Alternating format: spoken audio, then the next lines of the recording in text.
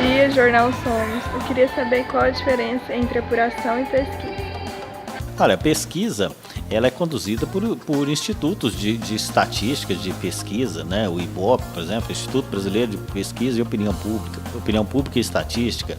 Nós temos o Datafolha, da Folha de São Paulo, e, enfim, vários outros institutos de pesquisa que são, via de regra, empresas privadas que fazem pesquisas acerca de eleição, fazem pesquisa de mercado, sobre aceitação de produtos, fazem pesquisas sobre audiência de rádio, audiência de televisão.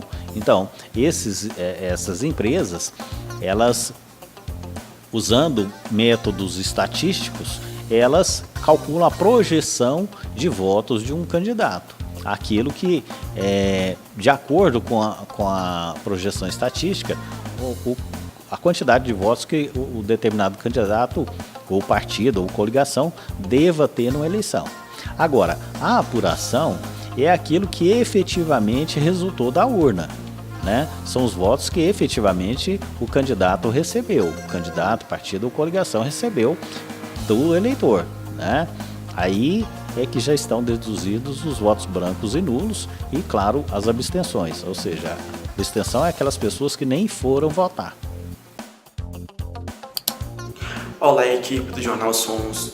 Eu gostaria de saber o que significa a frase tal candidato teve 100 mil votos e desses 100 mil, 80 mil são votos válidos. Afinal, o que significa votos válidos?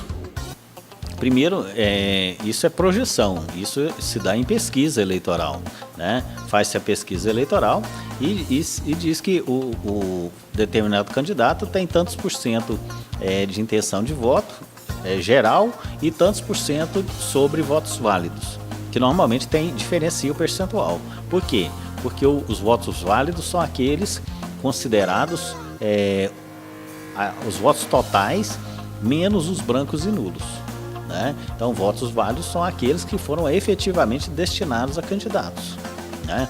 O eleitor compareceu, né? Há um nível de comparecimento, o eleitor vota, mas uma parte desses votos são brancos e nulos. Então, esses brancos e nulos são deduzidos do total de voto e os válidos são apenas aqueles que foram efetivamente destinados a candidatos. Meu nome é Emanuela e eu tenho uma questão. Diante dessas eleições agora que são tão polêmicas a respeito dos resultados, eu quero saber como que a gente pode acreditar, pode ter certeza da veracidade da urna eletrônica. A nossa urna eletrônica, ela não é online, né?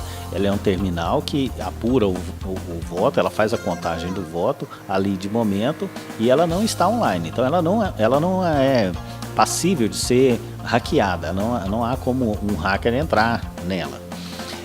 Outra coisa, nós temos um processo de auditoria, né?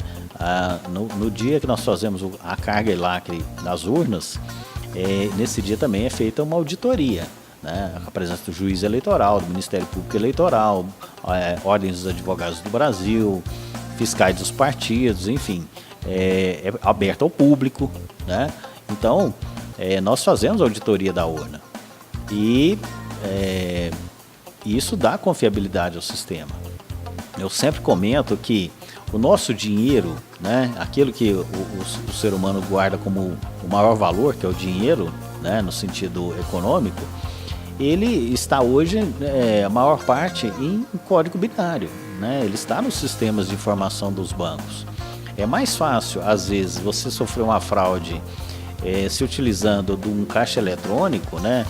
É muito comum os chamados chupa-cabra e outros dispositivos de furto de senha e troca de cartão e etc., as diversas modalidades de fraude. É mais fácil você ser vítima disso do que a violação do seu voto, né?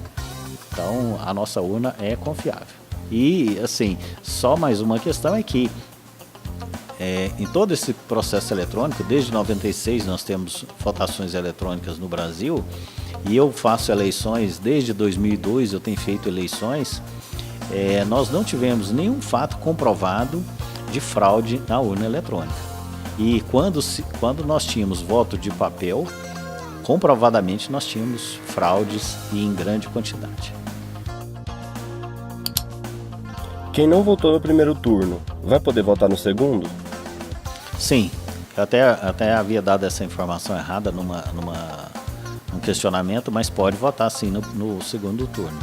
Não há vedação, não. Quem está apto, aquele que poderia ter votado no primeiro turno e não votou, pode votar no segundo turno. Gostaria de finalizar dizendo que a Justiça Eleitoral do Brasil, ela é vigilante, né? Nós não compactuaríamos jamais com fraudes, com erro, com qualquer ilícito que viesse a comprometer o voto e a eleição de qualquer que seja o candidato, né? As pessoas devem racionalizar mais essas notícias que recebem dia a dia aí pelas redes sociais e antes de sair repassando, pensar sobre o assunto. Raciocinem. Vocês vão ver que a maior parte do que é divulgado não resiste a uma análise mais crítica.